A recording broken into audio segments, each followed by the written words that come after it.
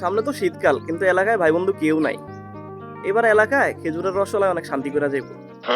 কত রসের ঠিল্লাই না খালি করলাম আমরা জীবনে, কত অঘটনই না ঘটাইলাম। ওই রস চুরি করতাম, সিন্নি বানায় রাইতে খাইতাম, আর নানান ধরনের কমিটমেন্ট দিতাম। একটা কমিটমেন্ট ছিল যে আমরা কখনো আলাদা হব না, যত যাই হোক। লাগলে চাকরি একলগে করবো, ব্যবসা করলে একলগে ব্যবসা করবো, বিদেশ গেলে একসাথে বিদেশ যাবো। কিন্তু একটু বয়স হওয়ার পর একজনের বাপে ওরে নিয়ে গেল সৌদি, আরেকজনের বাপে ওরে পাঠিয়ে দিল কুয়েত, আমি চলে আসলাম ওমান। একজন এক এক দেশে, সবাই নিজের মতো এখন ব্যস্ত টাকা কামানো নিয়ে। আর ওই যে কমিটমেন্ট, ওইটা ঠিকই আমরা পালন করতেছি এখন, সেটা মেসেঞ্জার গ্রুপে।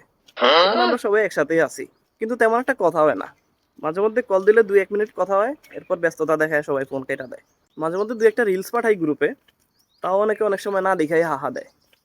এই যে যে সময়গুলো পার করে আসলাম দেশে, ওগুলো এখন শুধু একটা সুন্দর স্মৃতি হিসাবে রয়ে গেল। চাইলেও এই সময়গুলো কখন আর ফিরে পাওয়া যাবে না।